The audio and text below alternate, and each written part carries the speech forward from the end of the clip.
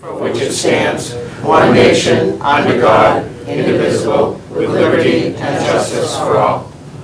At this time, I'd like to have a moment of silence for the community of Newtown, Connecticut, and all those connected to the Sandy Hook Elementary School tragedy.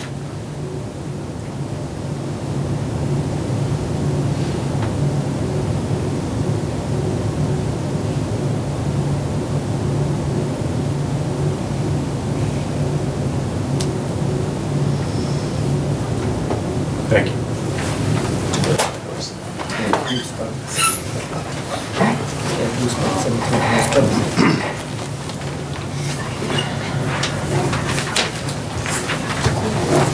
All right, first on the agenda is acceptance of minutes from 10:30. I make a motion to accept the minutes from October 30th.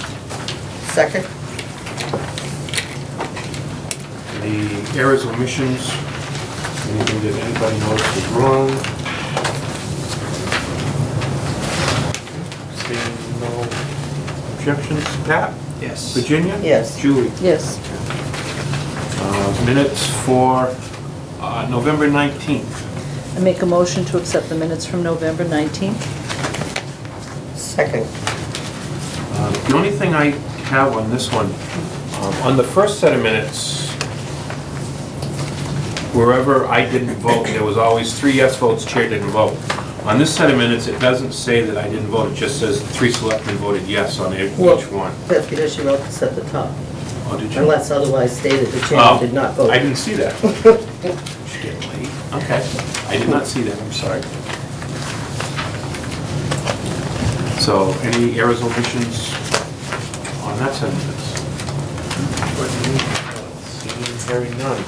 Pat? Yes. Virginia? Yes. And Julie? Yes. Okay. Bud, you're up. Okay. Bud? Hey.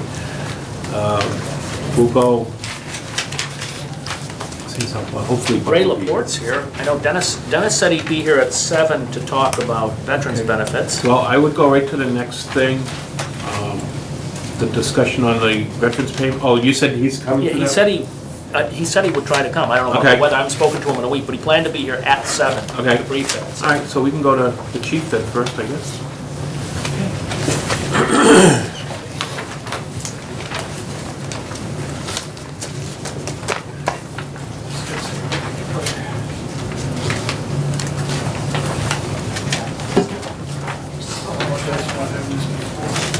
Thank you. Thanks.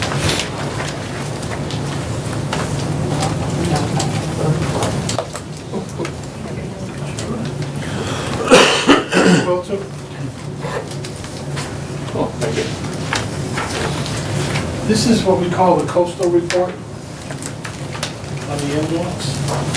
I brought it over just to explain it a little bit, hopefully discuss a couple of points dealing with hardships and dealing with the balance that we carry because of not dealing with hardships or abatements.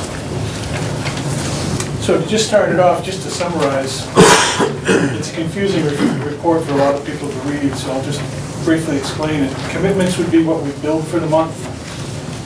Credits would be money that we've taken in, and it doesn't necessarily correlate between the two. That's money that we've taken in from the start of time, or roughly since '06.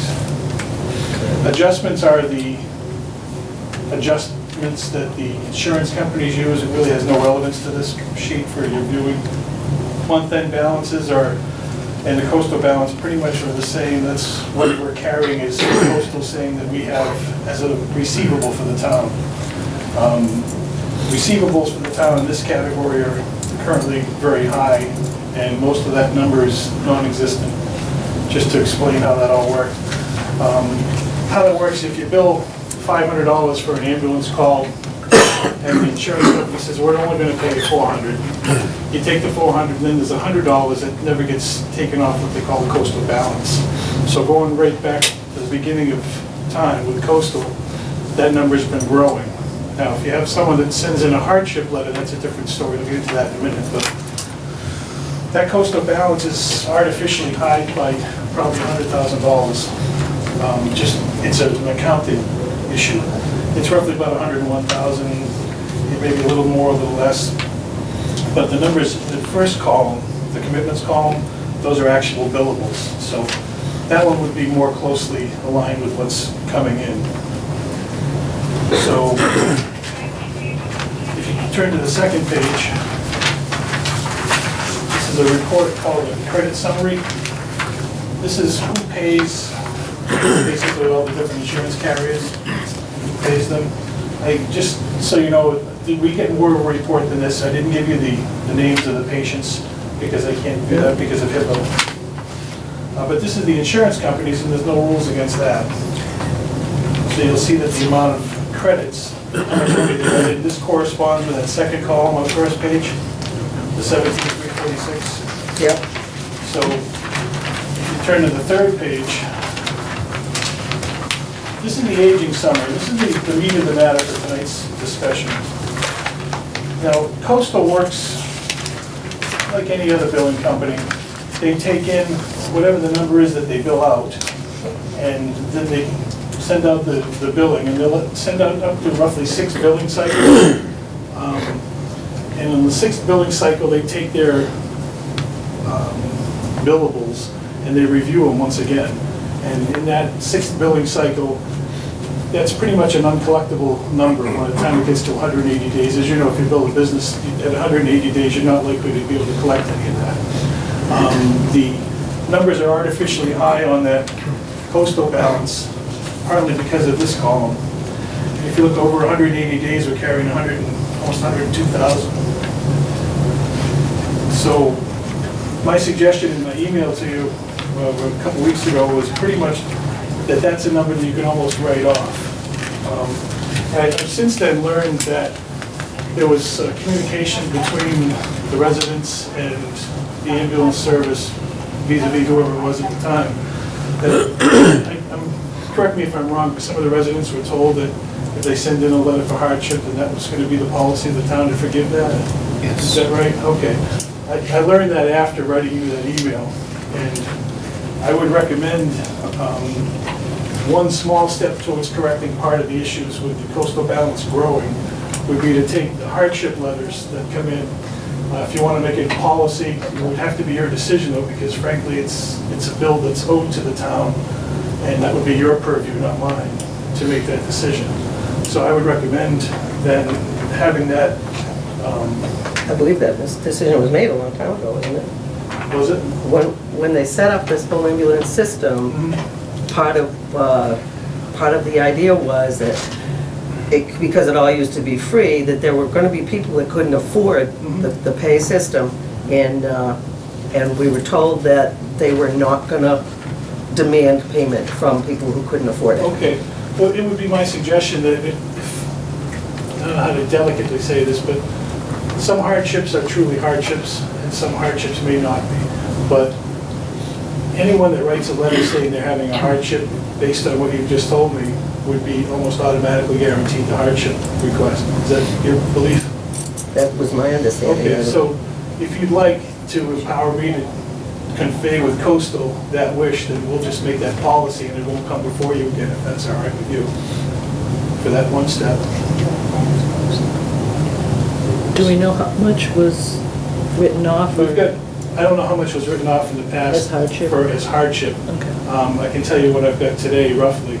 It's about 2,000 or 3,000. It's not a lot, but that only dates back a short term. They're waiting for answers that go back to, I think, the 9th month. So this is, I mean, this just says over 180 days. Does this actually go back years? Or? Yes. Anything over 180 days is just that, over 180 days up to the start of time when they started actually taking the, and making the reports. Is there no way in the system to get together with these people after a certain amount of time and delete that from the... Yes, you can do that. That's called an abatement. And that abatement is something that would be, again, your purview, as it is a financial money that's owed to the town, even if it's just on paper. It's not something that I can do as a fire chief, but you can do as select board. If you'd like to wipe that 180 days, beyond 180 days right off the paper, you can make it go away. My suggestion in the email to you was that any of that real old stuff why not give it to a collection agency, like First Financial, that was the suggestion. And then at that point, I didn't know that you'd already said that about hardship letters, but if you'd send it off to collection, then let's say the person moved to town, had a motorcycle accident, got hurt, didn't want to pay the bill, and time passed. So now it's 2 or 3 years later, and they want to buy a house in Gardner.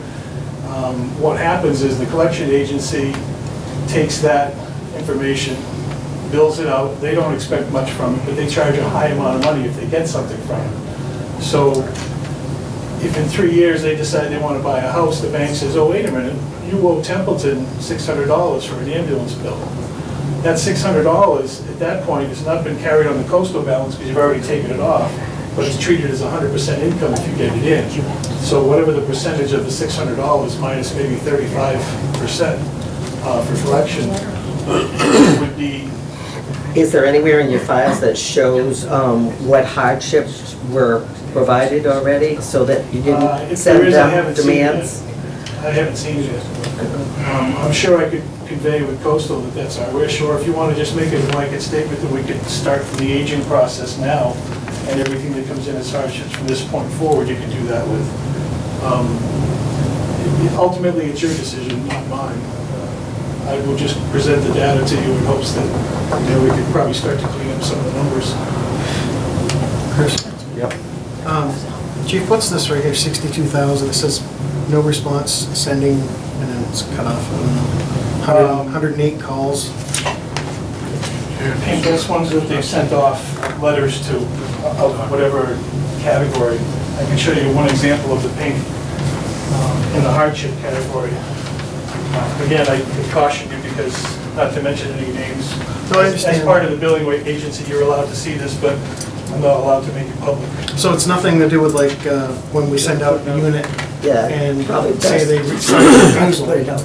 assign refusal and they come Assigned back, refusal does not get any bill, but we still pay it out of the EMS for the EMTs that showed up on the but that call. would not show up on any of the coastal balances. Oh, okay. All right. It's not part of like part of like. No. This is nothing to do with your Nothing to do with our payroll at all. This is just your what we budget bill. bill. This is just Coastal. billing. Yeah. Yep. Okay.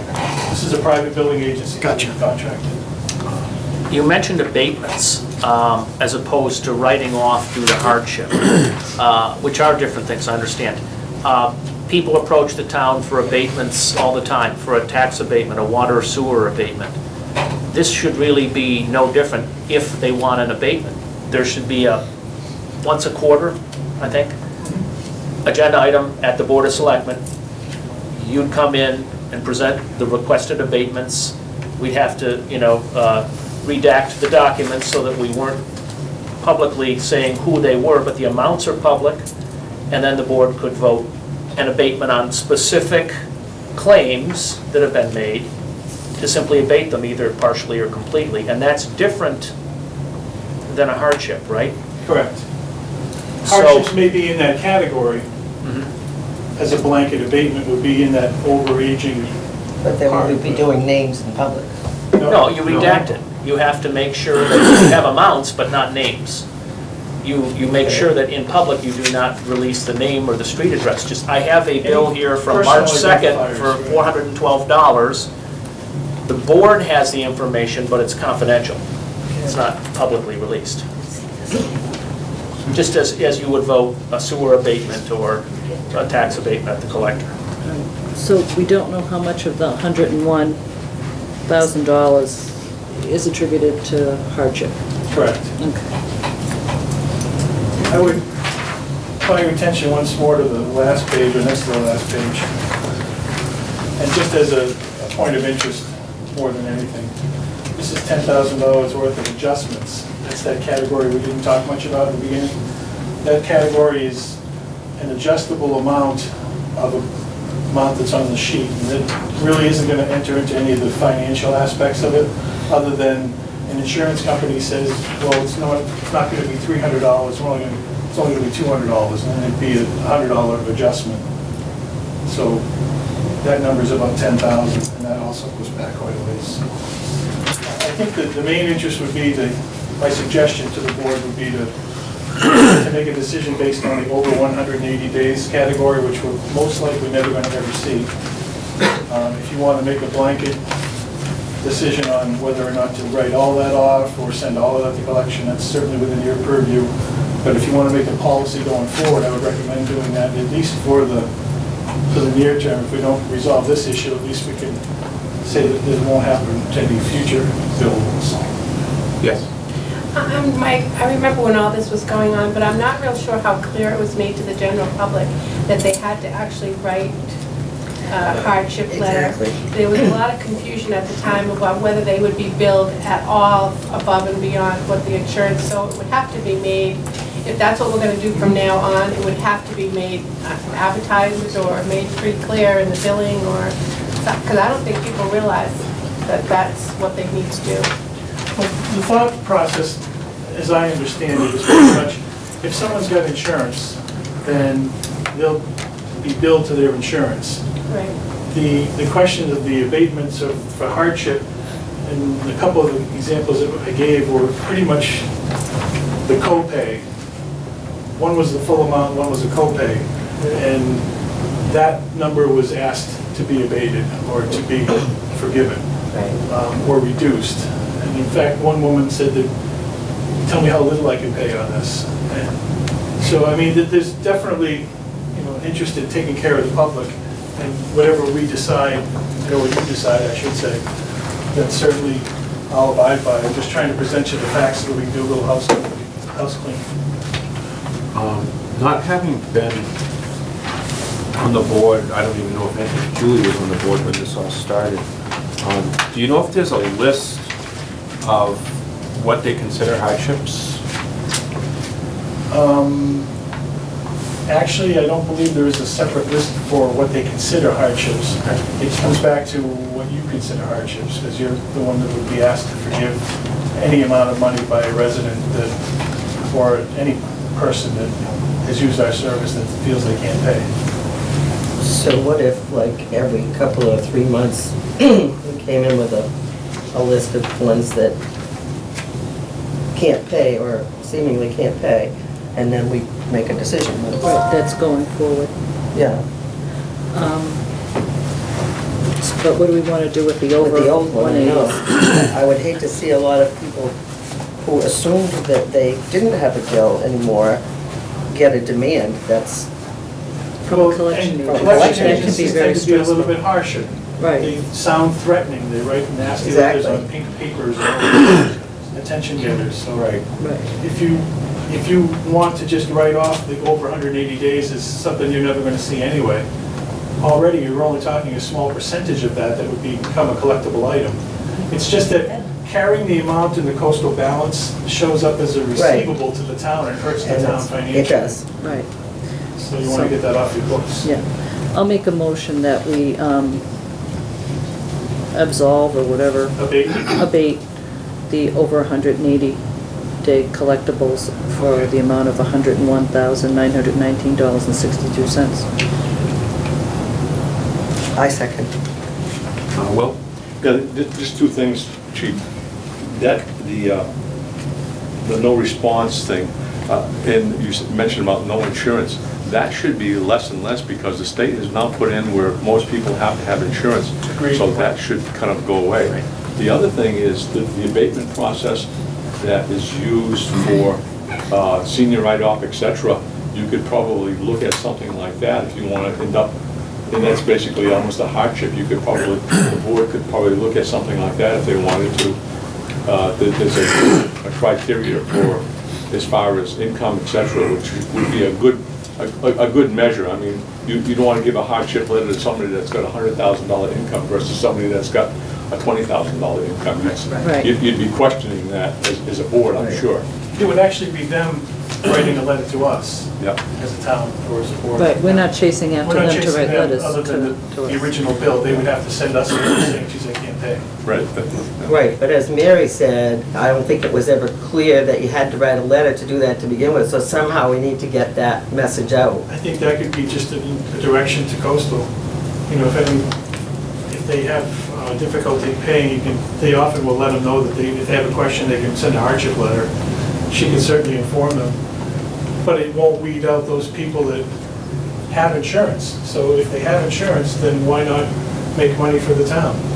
That's my personal viewpoint. And like Will said, most everybody should have insurance now with this, with the new laws that we have. You know, if we have to waive the copay, then that's one thing. Right. Right. Collect the Which is a stuff that we small can get amount. from insurance, right. Right. And even if you decide to abate the copay as a hardship letter, if they write a letter in for hardship on $100 copay, some places it's going to be more than $100, because as insurance goes, it tends to be higher copays and less coverage.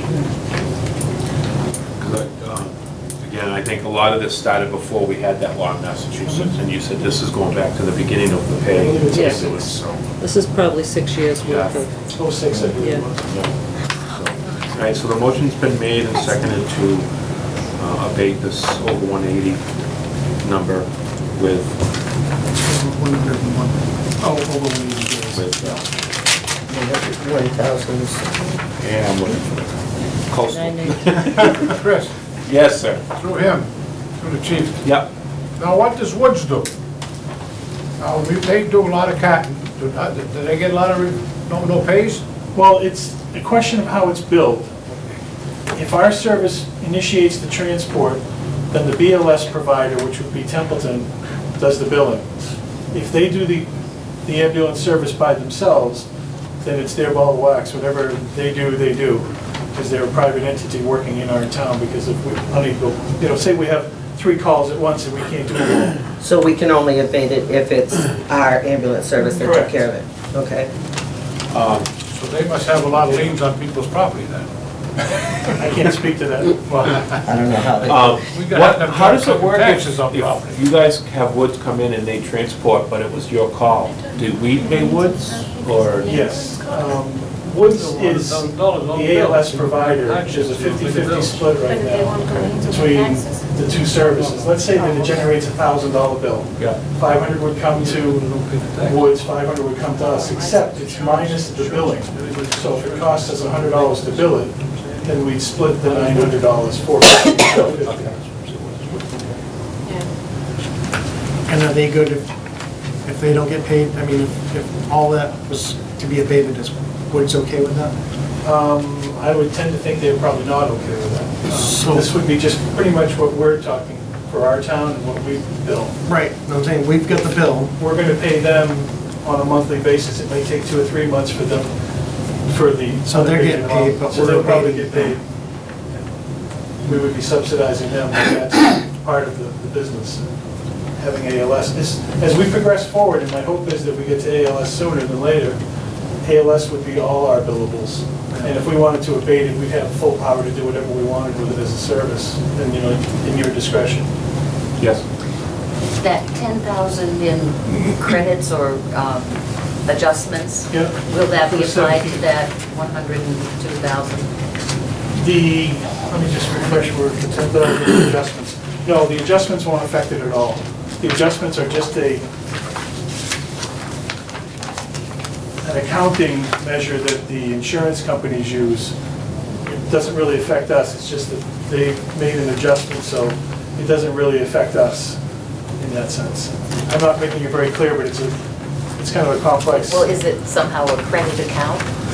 No, it's a bill. Let's say they have $10,000 that's owed to the insurance company, and they decide that, no, it's really only $9,000. They'll make a $1,000 adjustment.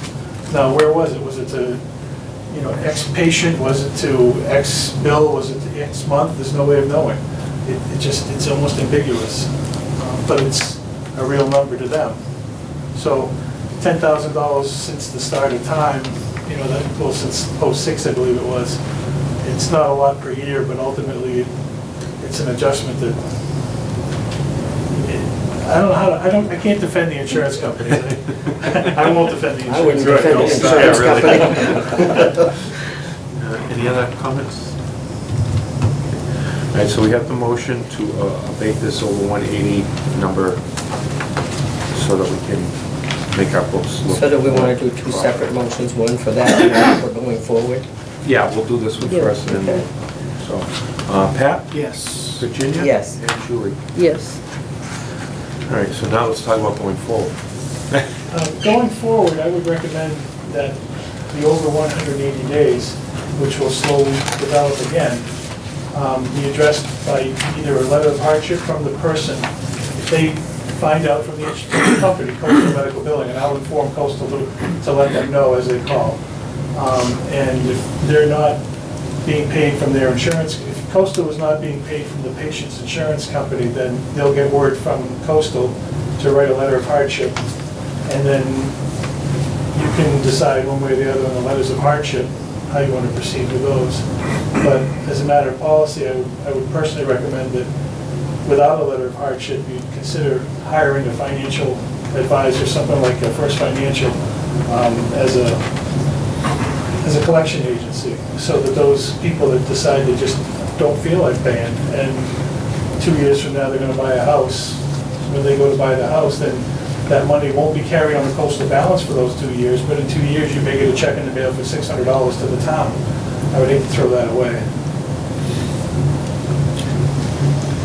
Okay. So then I would move that going forward, if people file a hardship letter, that we can vote to abate a portion of the bill or a portion of the bill. I guess that's it. In essence, we'll have all letters of hardship brought before you. Right. And it'll be your decision as to whether you want to abate or not abate.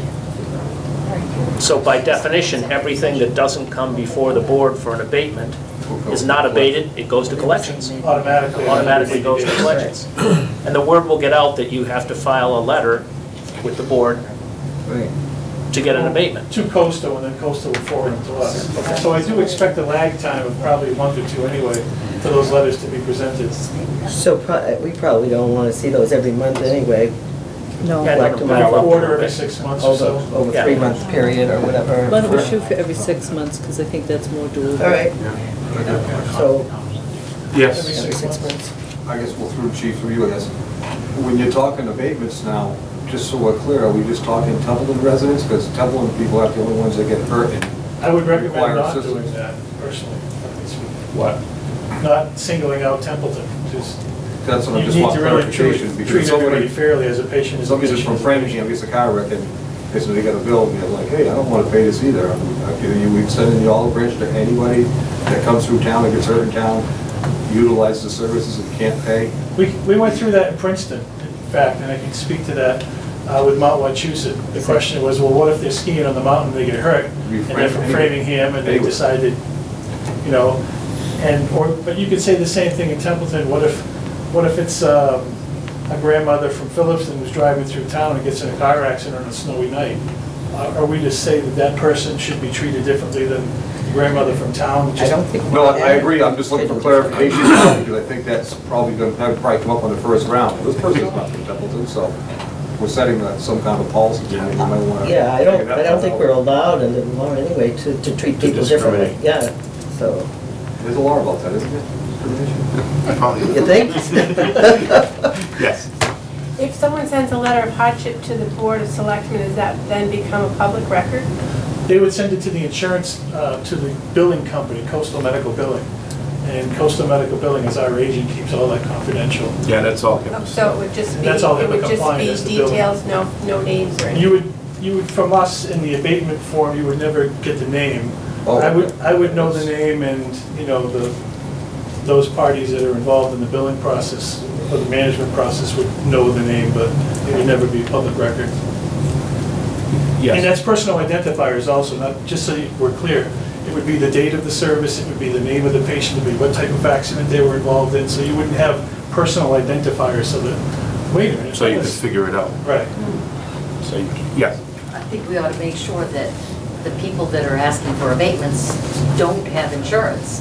Or if they do have insurance, maybe, Submit it first. yeah, make sure the insurance pays what they have. Yeah, I think we already said that. Well, I would assume, and I shouldn't assume, but when we see the letters, that we would question things like that as a board, you know.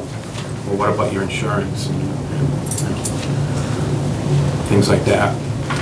So we just have to be real careful how we project it in an open meeting. In essence, Well, just for cleanliness of what we've got so far, I've got approximately 3 or 4 letters that are asking for hardship, totaling a small amount. Would you, if it would be the board's preference, I would like to be able to call Coastal and tell them that what we've got tonight, we're going to definitely abate, take that as an approved hardship letter, so that I can give them an answer on them, and then in 6 months' time, we'll have Then the move on to the next, yeah, Okay. start clean. Yeah. Is that agreed to the board? So, all right, you made a motion, did it get seconded? I'll second it. Okay. All right, there we go. Is there any other discussion on that? Yes? How do they classify a hardship? They don't. They don't? I have no money, I cannot pay, Yep, but I got $5 million in the bank. exactly. All right. Well, that's where it's gonna be up That's to where us, we're I gonna think. have So- to. It isn't like you can't say what's your income level, you can't ask them those things, no? But you said, you're not, sorry. Go ahead. But you said you're not gonna know who they are. We will know, because we're the billing, we're the, They're part of the billing process. right, we're the billing party, Yeah. basically. But we can't say the names in public, and we can't let Yeah, them go. that's understandable. Can you do it, well, like the Board of Assessors does with the exemption in the executive session, where then you can ask for information, like we do with our... Well, that's what I was wondering in the first place, if this should be something. Should be. I mean, anybody can write a letter and say, hi, I'm a hardship, I'm from out of town. Right. It's an easier way to do it, then you don't, the records never become public. Right.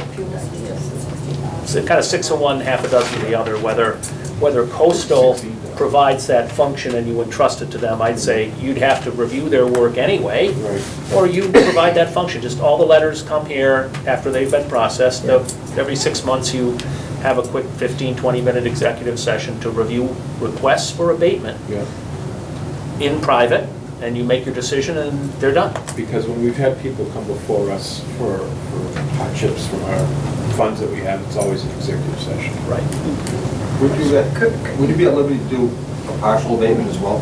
Yes. Yeah, that's- Just all or none. No, So that's a. any amount up to That's the whole like- balance. Right. Any amount up to the total. Right, so that's a We leverage. can't get more than the total, though. We're not gonna give them money. Well, Rebuild. I just want to, you know, I think it should be an executive session, and I think you people should be, you know, to be able to ask, check stubs, whatever. You were saying how you've had people come before you looking for things, and nobody verified anything, and the person who got money for X had a '54 Chevy sitting in their garage, you know, and the other person who got money for X is somebody that owned multiple properties throughout town. I mean, I'm hoping, yes, I understand people have hardships, people have problems, but I'm hoping the board or the collection company does their due diligence to make sure that they are true hardships. Yeah, we you have know. to. In this day and age now, we really Okay. have to.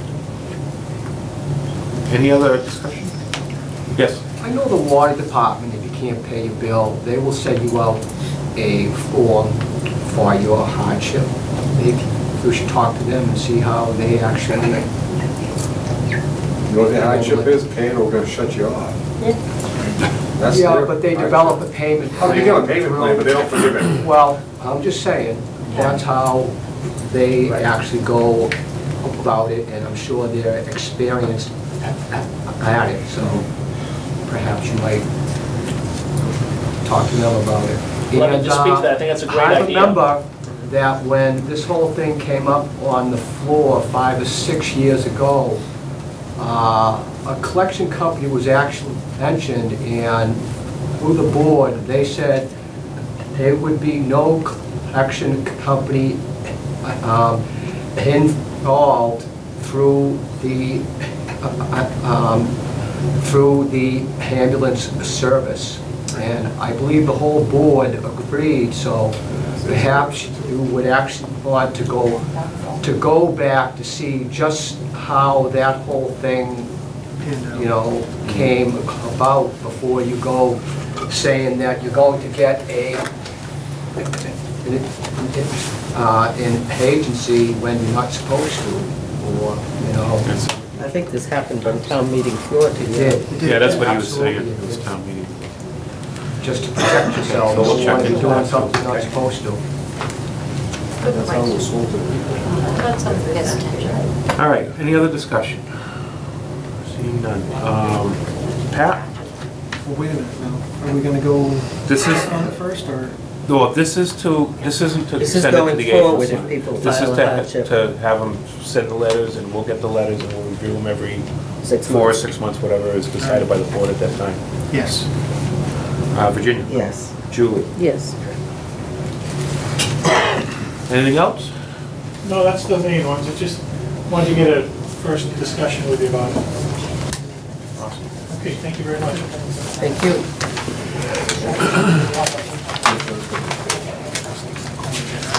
I have to have a tax rate hearing in 6 minutes, so, That clock says 9. oh, well, So go with that one if we then. go like that, we might be able to squeeze Dennis in before the hearing. Yeah, that's the question. How's that? I'll be very short.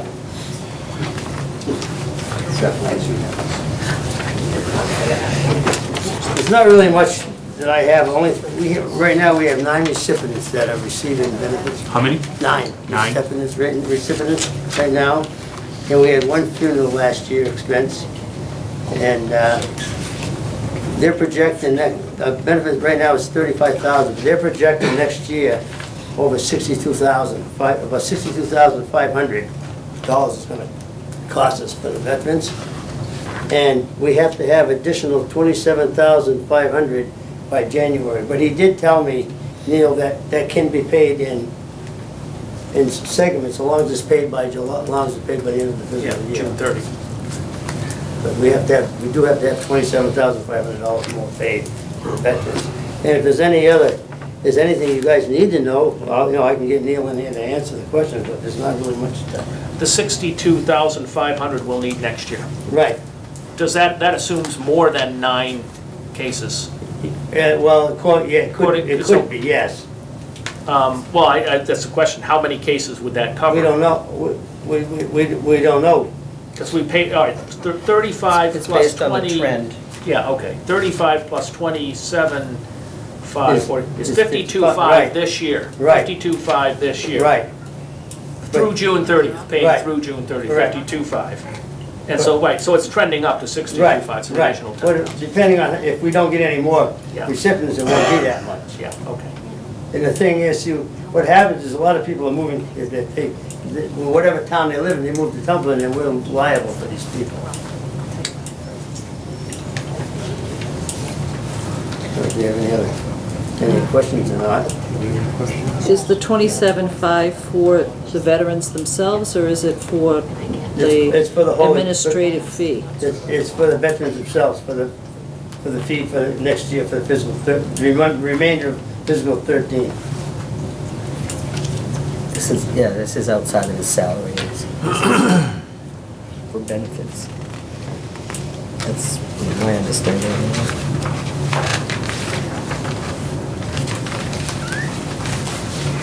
I was looking at some of the backup material, and it looks like this was September 26, 2012.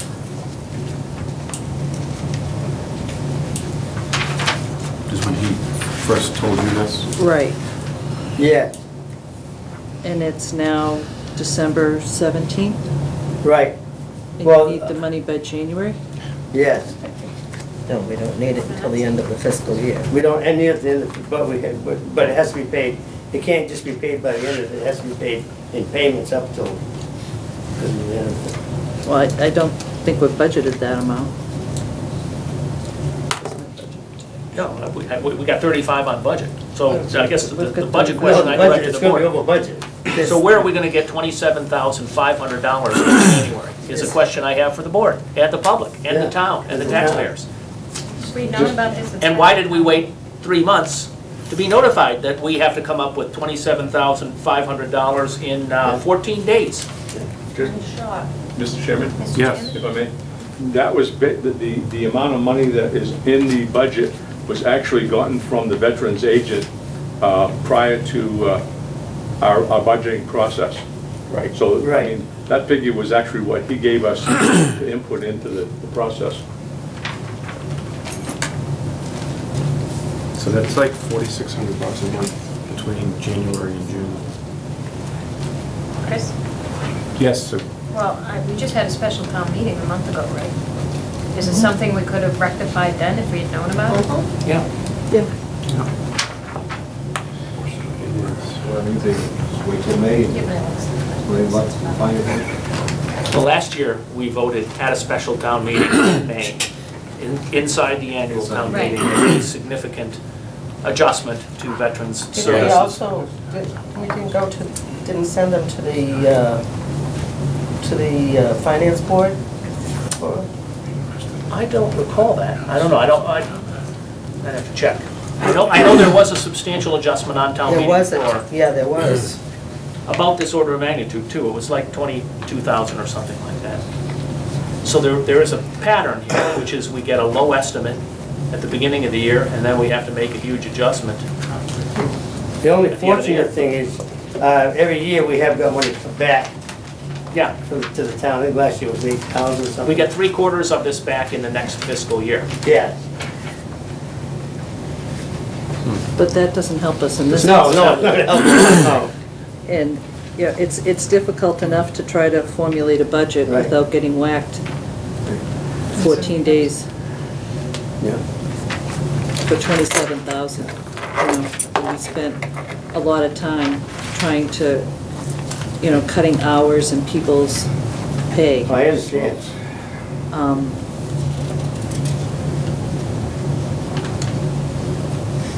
I don't I see think where this basically is what coming they're from. saying is that. We the should have next got time- this quicker. Yeah, the next time you have this Yeah. information, you need to Yes. come to us Right right away. away. Yes. Like they said, we could have had this done. Especially, town yeah. meeting before. Will, The question I have, he just gave us a figure of 62.5 for 14. Is that going to increase like this year here in the past years? Or is that his final figure? I mean, we can't go into the budgeting process Yeah. and again, this next year, when we know we already have problems. I'm concerned about that because I don't want to end up having this happen again and us figuring on the higher figure, which is in the ballpark of what the overall has been the last 2 years, according to what we're talking about. And it just, yeah, I think somehow this needs to be told to Neil that he's got to give us a number Yeah. up front, because we can't come, Well, I understand. we don't know where we're going to come up Yeah. with $27,000. He can't always know ahead of time how many new people are gonna come on, or No. how much new benefits some of the people. I Well, they understand got that. an increase too of, what's the percentage of I it? mean, if it's only 9, it couldn't have been that much less last year. Looks like it was 7 maybe, It was 7 last year. Right. beginning of the fiscal year. So it's only gone up 2 people. Yes. Kurt. Oh, Kurt, So sorry. I got a question. Okay, this is for veteran services, which, I have most respect for all the veterans. What is the form, who we give this to? And is this like an insurance policy? And how do they base their payments on? Is it the number of veterans in town? Yeah. Do you know that for sure, or are you just guessing? No, I'm not for sure. It's depending, it's the amount of veterans we have in town. Plus, Veterans that need assistance, or just veterans, period? Plus, it also goes by the population of the town. There's like for instance, Irving pays a lot more than they're a smaller town. They pay more money because of their population. Now you're talking about a different thing, you're talking Right. about his payment for his administrative work. Veterans benefits. Yeah. No, This goes to It's all the, figured into this package with the benefit.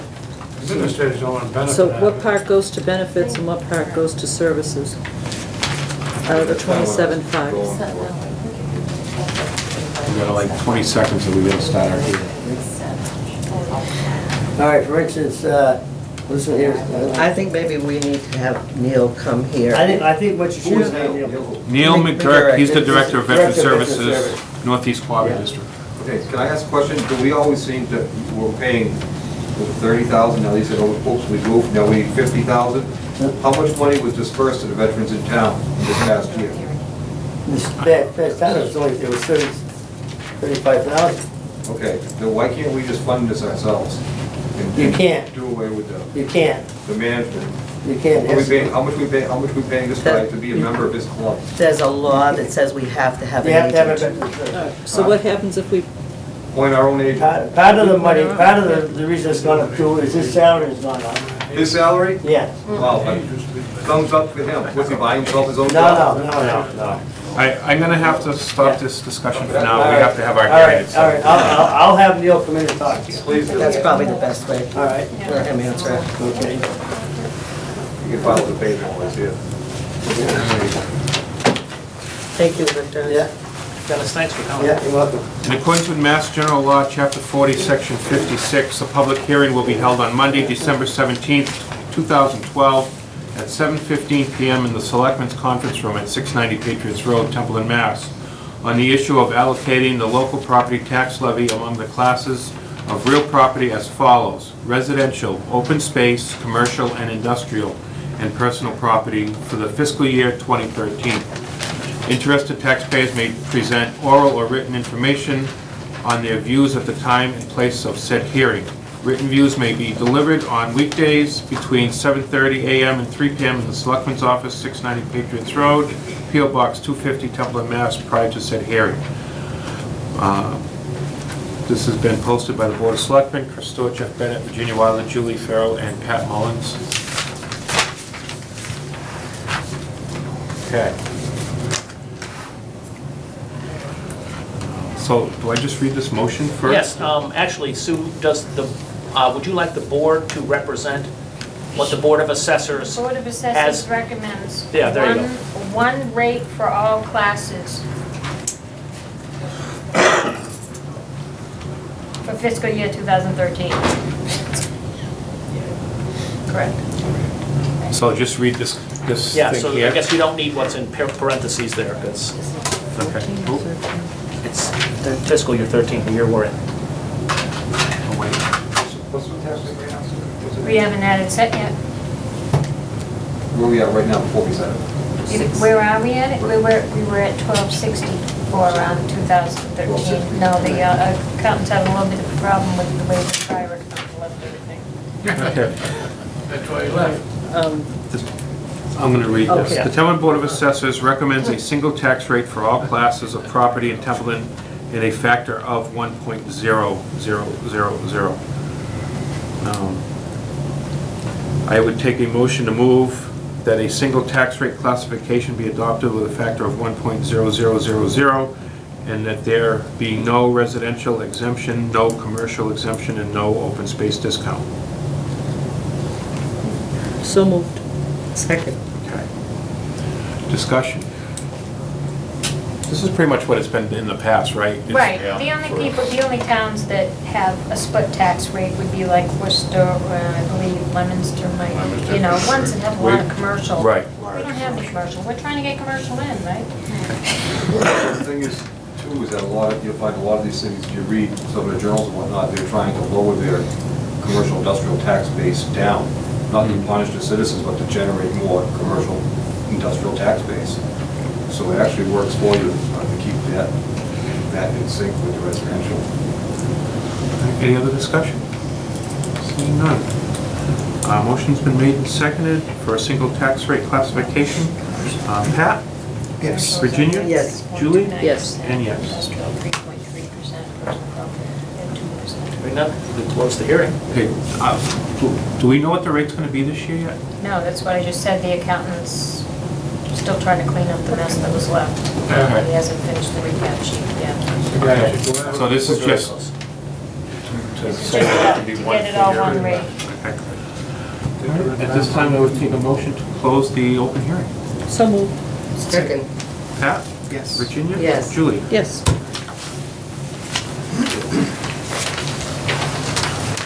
That's it, you can go. We need to sign this, did you say? Yeah.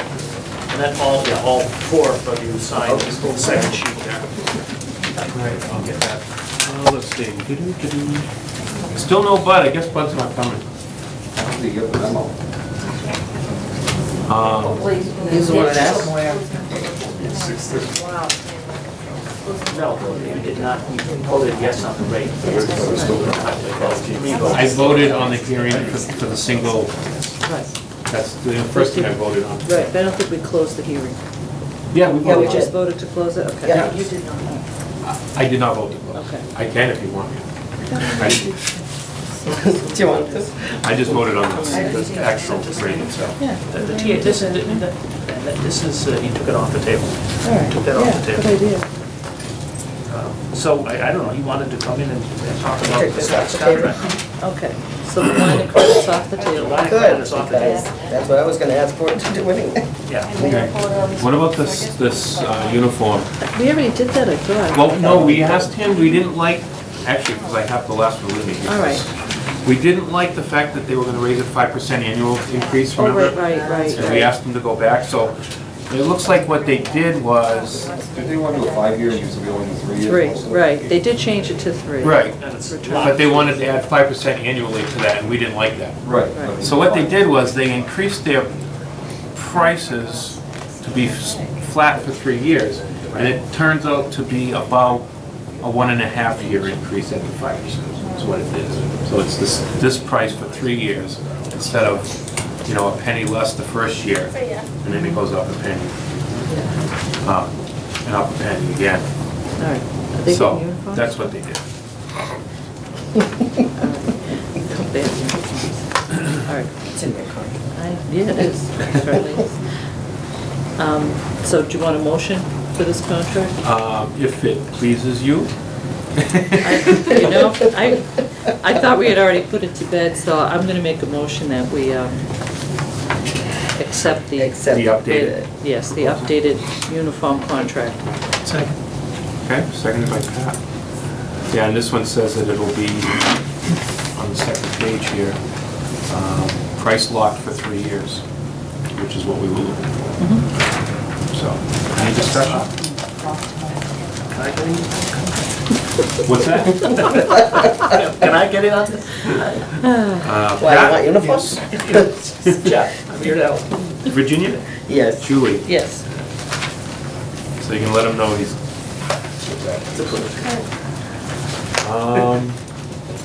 Any old business? By anybody?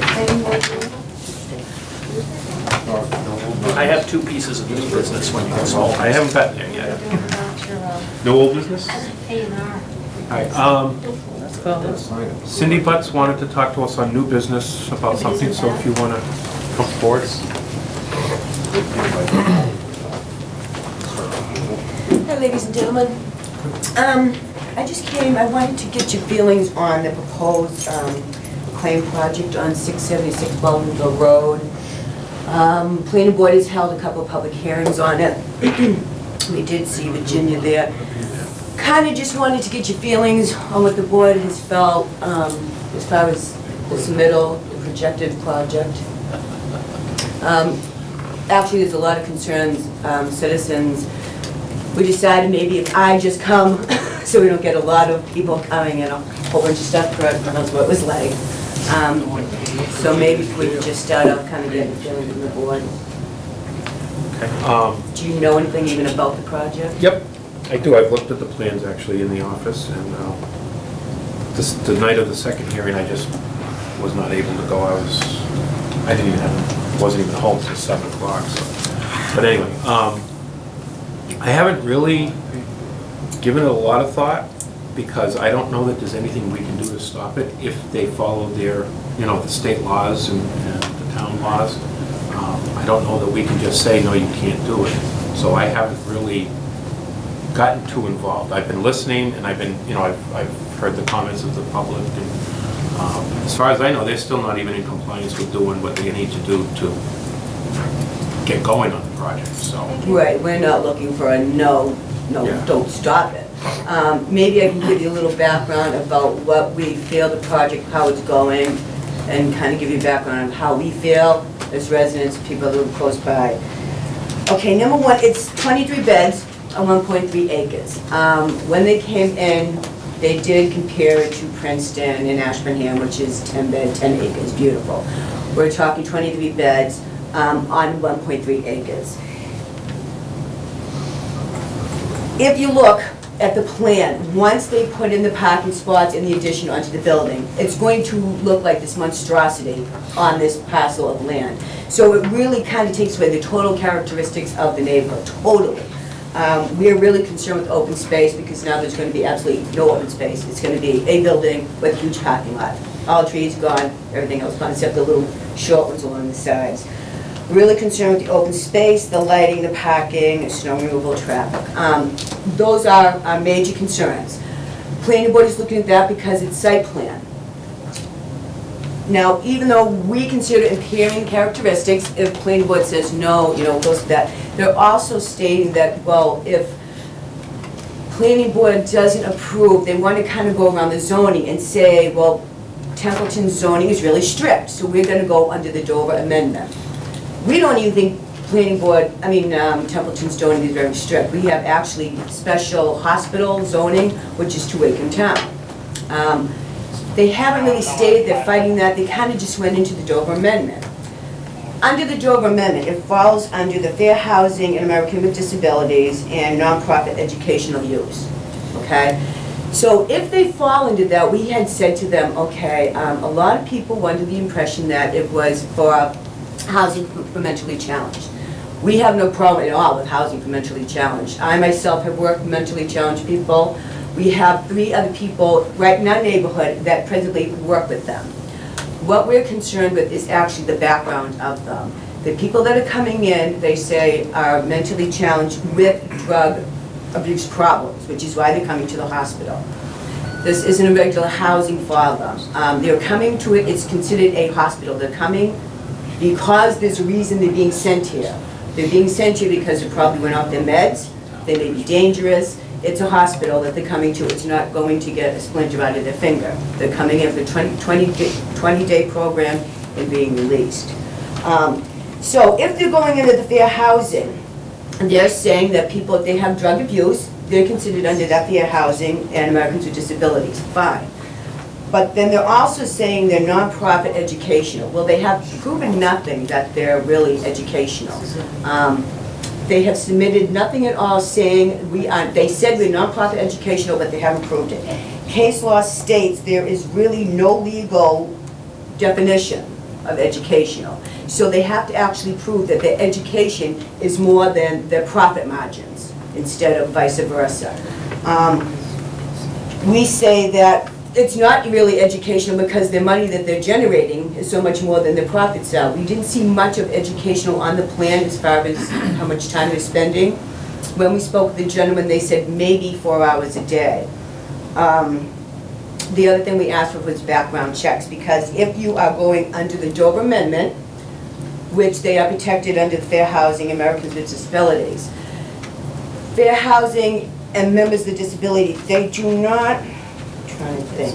They exclude, they don't protect current users of illegal controlled substances, persons convicted of manufacturing.